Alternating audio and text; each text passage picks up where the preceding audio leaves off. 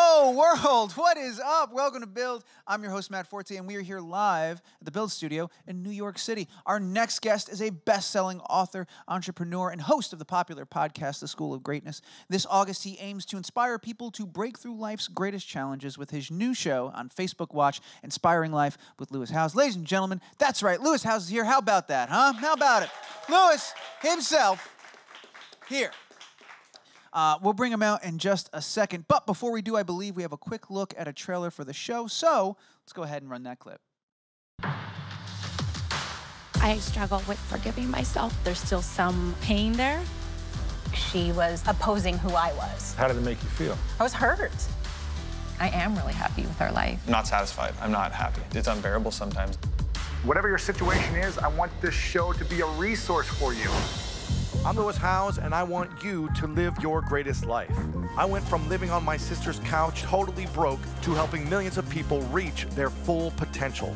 Now, I'm on a mission to inspire and empower all of you to dream big. Each week, we're going to tackle a difficult topic together, something all of us have dealt with, the fear of money. The bills just keep coming, they keep coming, they keep coming. Is it okay to talk about sex at work? Is it okay to kiss a girl without her asking for it? Not everyone's going to say everything we agree with at all times. It's like they want me to be liberal because I'm a black woman. And I want to connect you to the people, ideas, and solutions to break through life's greatest challenges. Jay Shetty is a game changer. We make permanent decisions on temporary feelings. Wisdom nuggets, it's just like, boom! Breakthrough only happens when we keep this conversation going. Follow the show for new episodes and updates. Remember, you hold the key to your own happiness, and I'll see you soon. Ladies and gentlemen, make some noise. The great Lewis Howes right here. There he is. Damn. Lewis, welcome to the show. Thank you. And congratulations, man. This is fantastic. This is huge. Thank you. I'm very excited. This is, for me, an evolution of my career and my vision and my dream of helping to reach more people. So. Well, it's amazing, man. And congratulations to you on this because, you know, it's funny. I saw, I don't know, a year or so ago, you were on Ellen. You know, a lot of people saw you on Ellen. And I remember at the time when I was watching, you'd said to her the importance, the significance of a dream, of having a dream. And you had said to Ellen, I want to do what you do.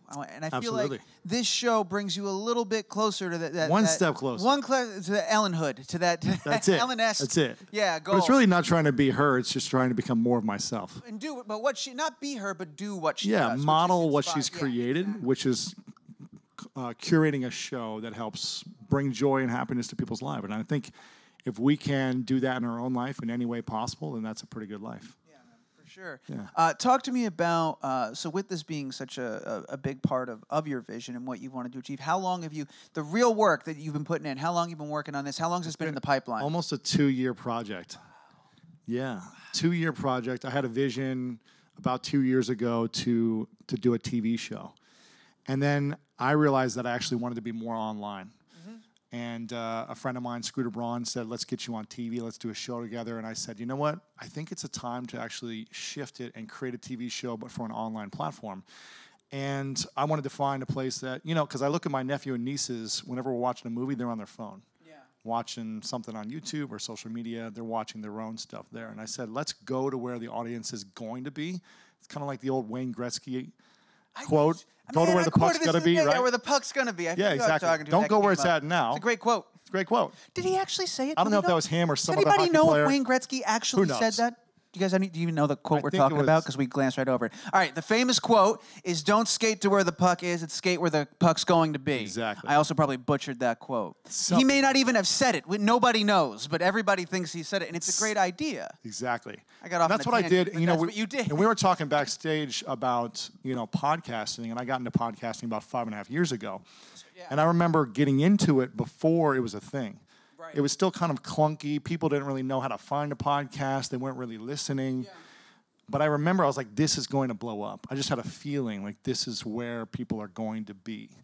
That's a fun thing to do, too, to kind of get in at the ground level. It could be fun, but it could have blown up. It could go. Who knows? Like 2 years of my life, it could not work out. That's true. It is a roll of the dice, isn't it? A roll of the dice. It's a strategic roll of the dice. Right, right. It's kind of knowing where you think the dice is going to land. Yeah. Planning the landing of it. Yeah. And a lot of this you can strategize. Like I've built a great audience where I can say, hey, go watch this. It doesn't matter what platform it's on. Yeah.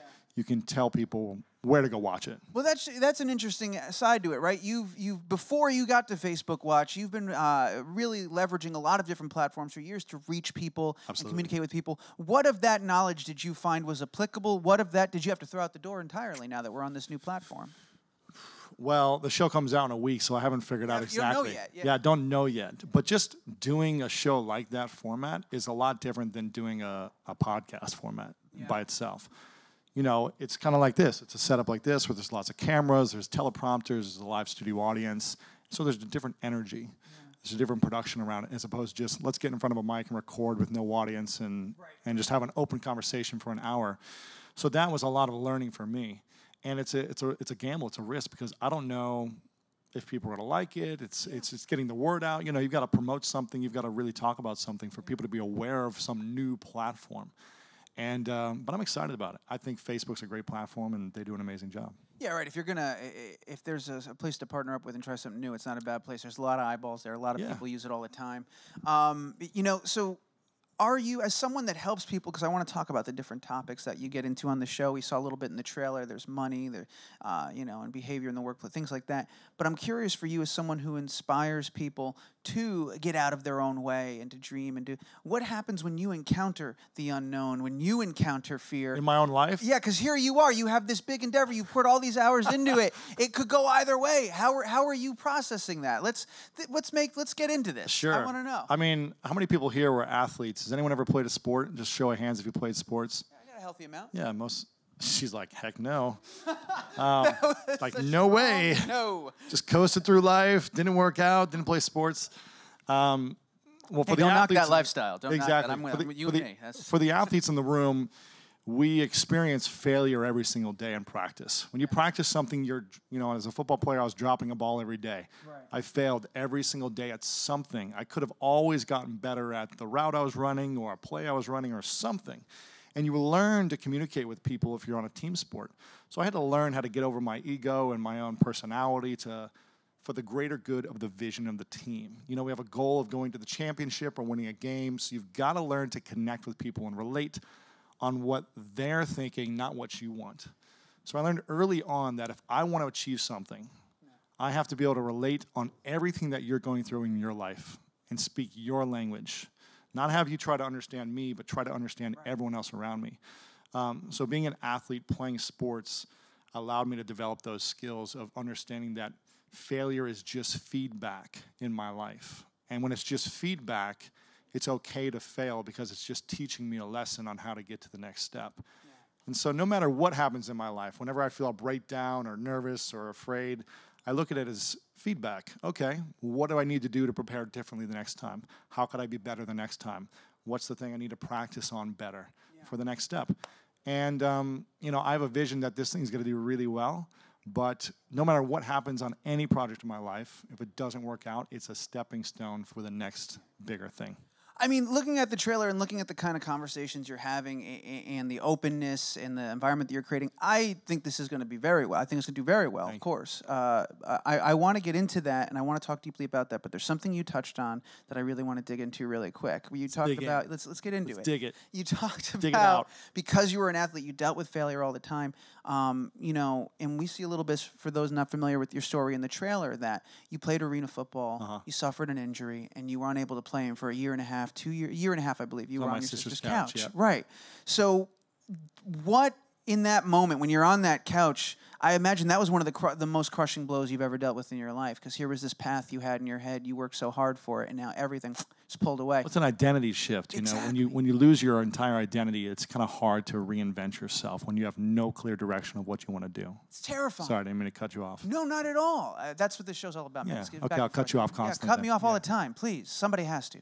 But but yeah, what I want to know is, did you have to sort of relearn that in that moment? Because that's not the level of failure that you were experiencing. That was huge. That was life altering. The only thing I knew that I held on to during that time was that I'm an athlete. I'm a student of the game, of the sports that I would play. I was very coachable because I wanted something so badly. I wanted to achieve the my goals as an athlete in these different sports so badly that any coach that I had that could give me wisdom, I would soak it in and then practice. So I said, why don't I approach life like a game, like a sport? Obviously, life is not a game, but why don't I approach it like a sport? Okay, what do I need? I need great coaches because I have no clue what I'm doing for the next steps. On my sister's couch, I was living off 3 credit cards that I was just rotating back and forth on, student loans, and I felt like, how am I ever going to earn an income? How am I going to get a job? I didn't have a college degree at the time, and I said, I need to approach this like a sport. I need to find a coach right now. And I found multiple mentors right away. I just started reaching out to people and asking them for feedback. And that was the stepping stone, was getting coaching. And I think a lot of people don't have that mentorship, coaching, or someone who's got a model of success that can help them get to where they want to go as well. So that was step 1, is getting coaches that could give me a model. Okay, let's get you off your sister's couch first. Let's not think about some big dream of being on Ellen or doing a talk show 10 years ago, right? Let's get you off your sister's couch. What's the steps? And having someone be there for me and mentor and coach and guide, it was great. Relying on them is not the key. I just got some quick feedback and then said, okay, I'm going to work for a month, and then email them or call them and say, here's what I've created. Give me more feedback. So it was like execute, and work as hard as I could to get off the couch as goal and step 1. Once I accomplished that, I got my first apartment for $495 a month, and I thought it was really expensive. What was that first? Yeah. She's laughing because No. she knows New York City rents. This was not New York. I was going to say, where were you? This was in Columbus, Ohio. Fair enough. Okay, there you go. And it was the cheapest rent that I could find in downtown Columbus, $495 a month. And I didn't think I was going to be able to pay the next 3 months. Like, I could pay for the first 2, and then I was like, I'm going to have to, like, figure this out. But that first night must have been nice, though. It was nice. Yeah. Freedom, man. First night I felt like a you did it. grown human being for the first time. It took me to, like, 24 years, you know. I felt like, okay, I can pay for this rent on my own. I earned this rent. Now, I didn't know if I was going to be able to pay the next few months, but You'll deal with that later. But the beautiful thing is what I've learned over time is, it's funny because I lived there for a year and a half, and then I moved to New York City for a month. I remember having a dream of living in New York City. How many people are from New York City? Just show of hands. How many people moved here from somewhere else? Okay, about half the room. I had this dream. I was like, I want to see what it feels like to live in New York City. There's like a feeling. There's an energy here. It is the best place in the world. I always say this, 6 months out of the year, right? And that's why I live in LA full time, because 12 months out of the year is perfect. But 6 months out of the year, this is the best place in the world. And I thrived off the energy. I thrived off the people I was meeting. And I remember after a year and a half of living in this $495 a month apartment, I had a couple speaking gigs and meetings in New York City. So I said, okay, I'm going to Airbnb a place for a month. Okay. And I paid $2,700. And I remember I thought I was going to throw up when I wrote this check. So it's literally like, this is like 8 months of rent in Ohio. In 1 month. Yeah, I know, yeah. And I don't we own do it all anything. the time. Yeah, we do it every time. We do it every month. time. Every month. Everybody in here. And then, but I remember writing that check, and the first night I stayed here in this apartment, it was actually down in Princeton, Mulberry. I stayed there that night, and I remember waking up the next day and walking outside. It was like a perfect spring day. And I was like, I can't leave. So I wrote a check for the next month, and it was $3,700 a month, and I swallowed it even harder. I was like, what am I doing with my life? But something about the energy and the dream of chasing a dream gave me more passion and more excitement to earn more, and started getting me thinking differently. I think when we put ourselves in uncomfortable situations, we start to think differently. We think beyond our means, and we get more creative. And I started to get really creative about, okay, how am I going to afford this the next 3 months, the next 6 months? What do I need to do differently? Who do I need to become? What skills do I need to master so that I can afford this and not just survive, but really thrive? And I think that's the lessons I've always learned. It's pretty amazing. So let's fast forward 10 years now. Now you're in a room, you got a bunch of cameras, a whole room full of people, and you want to try to open a conversation, create a show out of this, impart some of this knowledge. This is a new challenge, I assume, doing it this way. Absolutely. So you're very excited for the show. What are some of the topics? What do you sit back, you got to do your homework. What are we going to dive into? Yeah, we see money, what else? We What talk about the fear of money, the mindset of money, and why do we struggle with understanding how to make more, how to save more, how to invest it, and really how to have conversations about it. I heard a statistic that we will talk more about our personal sex life than about how much money we make. We will talk more Literally about the entire second half of this show. We're going to get to that. exactly. That's what we talk about. You're opening up. Yeah, that's it. I'm already envisioning you naked. I'm already seeing the whole thing. Wait till you see the graphics package we Right? got. Oh, it's Exactly. amazing. So the statistic is that people will talk more about intimate, personal, sexual things over how much money I make a month. Why are we unable to have conversations around money in just a casual way? Why can't we communicate about money and talk about it more openly? And I think that fear mindset of like, I don't want anyone to know. I don't want people to know how much I spent on this house. I don't want people to know how much I make. I don't want them to know what my raise was. Why? I think that fear of money and the inability to talk about it is what holds us back from earning more, with investing it smartly, all these different things. And so we go into the mindset of money. We talk about the power of forgiveness. Show of hands, has anyone in here ever not forgiven someone for anything? Just raise your hand. If you've ever held a grudge against someone, we've all held a grudge, right? Yeah. We're human beings. The challenge is when we hold on to that grudge too long, that grudge has power over us and our ability to live our fullest lives and pursue the things we want. The freedom comes in forgiving, and when we start to forgive people. Not saying it's right what they did, but for us, we gain our power back. So we talk about forgiveness, we talk about Me Too and Time's Up movement, we go in deep about what are guys allowed to do right now? What are guys allowed to say? How are they allowed to act? What's appropriate? What's not appropriate?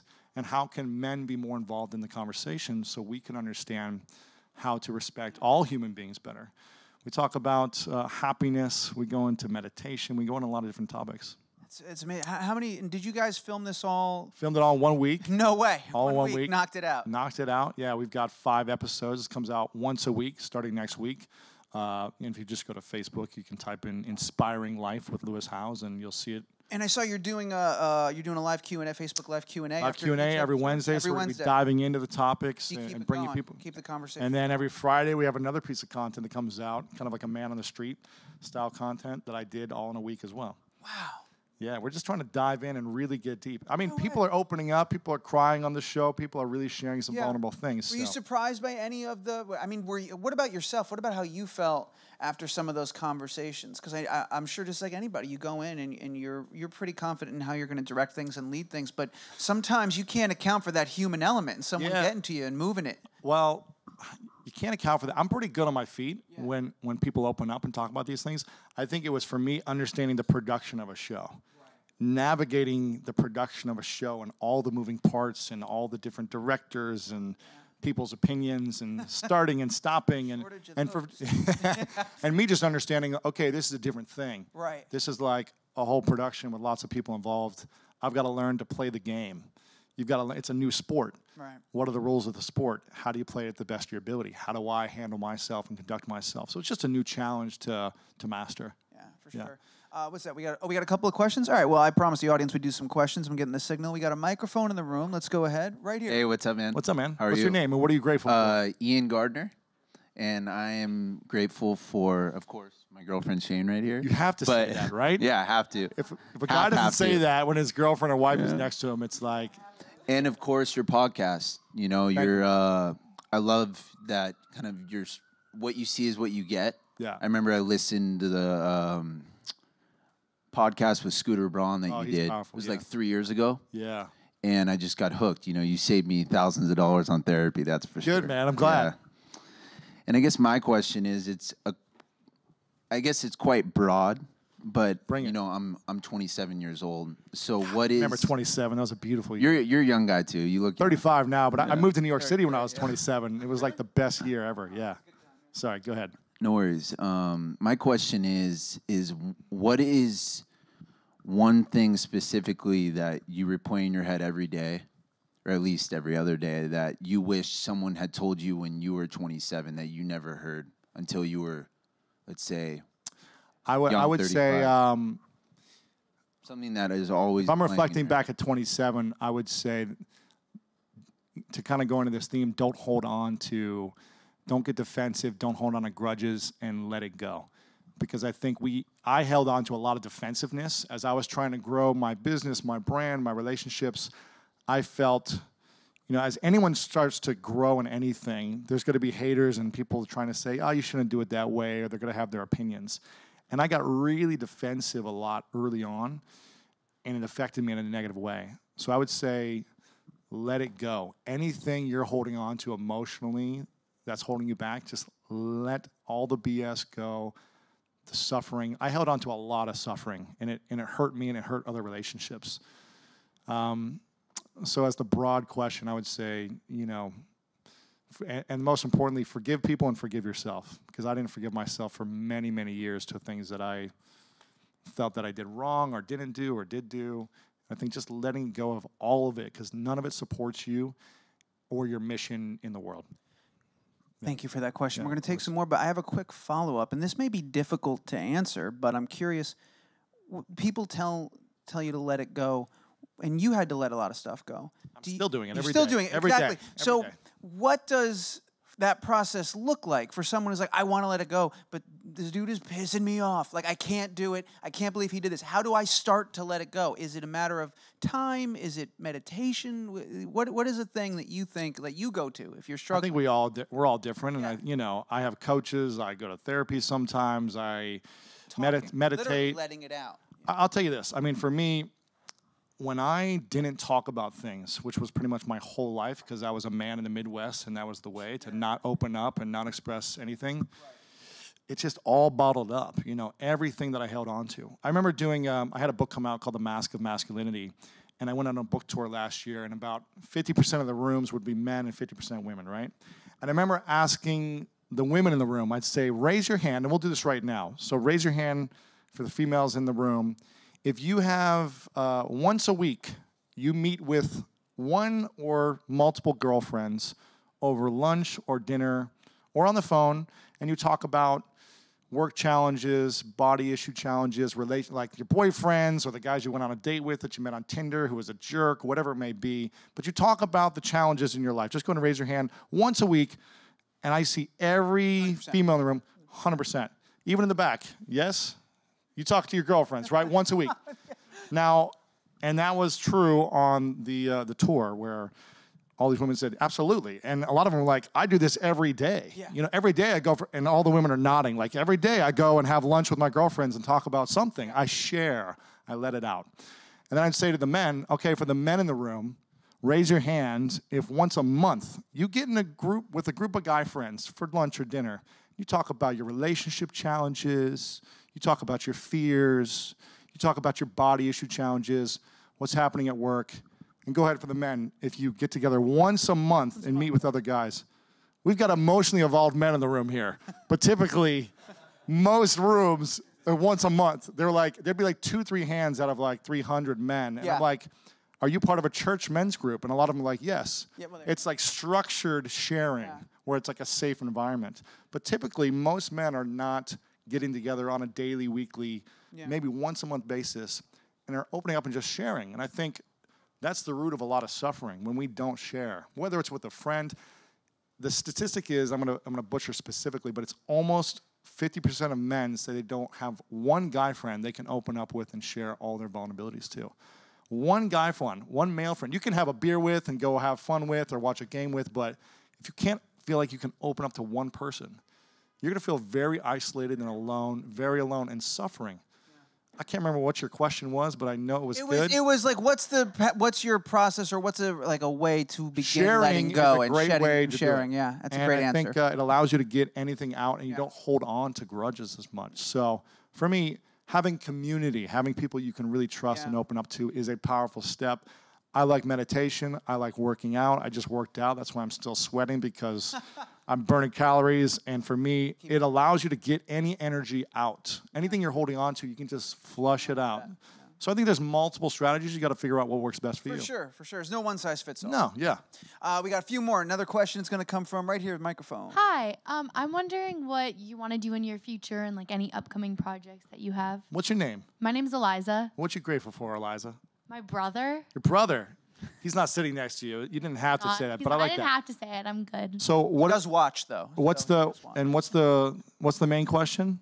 just like what are you doing in your future? Any upcoming projects that excite you? I mean, besides this show, Inspiring Life, I'm working on a documentary that's called, I'm actually going to save the name, but I'm working on a documentary that, anyone ever watch the movie The Secret or read the book The Secret? Yeah. Only the women in the room were like, yeah. I never read it, but I know. You know what I'm talking about, right? Just like 15 years ago. It was huge. A huge movie. I kind of want to recreate that in modern times with a different spin on it. So we've been filming that for a while, which I'm very excited about. But other than, I get a 2-year project is a lot of time and energy. So this is my main thing right now. And then my podcast, The School of Greatness, is 3 times a week. So that keeps me pretty busy. That's pretty wild. I would love to have a whole nother conversation just about how because you got your podcast, you put out, the book was, I want to say like a year and change ago. It was like 8 months ago. 8 months ago, so not even a year. And another book before this that. show, and you're working on the movie. I've got an annual conference that we have called the Summit of Greatness in Columbus, Ohio. A couple thousand people from around the world will come to that. That's wild. It's kind of like a TED Talk for the heart and soul. Yeah. And is that scratching the part of your brain, that athlete that just like go training, keep going, keep doing kind of it, like strive for greatness? I'm always looking for ways to challenge myself. I feel like if I do the same thing every day, every year, over and over, I'm not growing. I'm not learning. I'm not developing as a human being. So I'm just thinking, what's the thing that excites me and scares me at the same time? Throwing a big conference where people flying from all over the world and booking some of these big speakers. It's a challenge. It's exciting. It's inspiring. So I'm always looking for ways to develop. This documentary is something that's challenging. I've never done a movie, so I have no clue what I'm doing. Zero clue, and I spend all my money on trying to develop it, and it could fail. I like having something at stake. It makes me develop and grow, so. Yeah. Super cool. All right, we got, one more? We're going to do one more, and it is, looks like it might be an online one. What do we got? Hi, this is going to be an online question. Awesome. Jason would like to know, has being vulnerable made you feel more happier and successful? It makes me feel free. And I think a lot of us don't feel peace, inner peace and freedom. And we wear these different masks, or we project certain things to try to fit in. And as opposed to trying to fit in, I'm just trying to become more of myself. And by sharing who I am and opening up about different vulnerabilities, when appropriate, because I think some people can be over vulnerable and it's hard to connect to those individuals. So when appropriate, revealing certain things allows me to realize who's going to be my true friends. Because if someone can't handle it, I probably don't want to spend my time with you because it's going to be exhausting. But if someone can relate and handle it, then awesome, let's do this together. Cool. That was a great question. Thank you so much to you guys, the audience, for those wonderful questions. And Louis, thank you, man, for finding some time in your crazy schedule to come hang out and tell us about this show. I got the 6th. It says August 6th on Facebook Watch. August right? 6th, every week, 5 weeks in a row. 5 weeks in a row, starting Inspiring August 6th. Life on Facebook Watch. Oh, my God. So it's so exciting, guys. Tune it in. Check it out. Make some noise. Please enjoin me in thanking Louis for being here. Louis House, everybody. Great Louis House. Yes.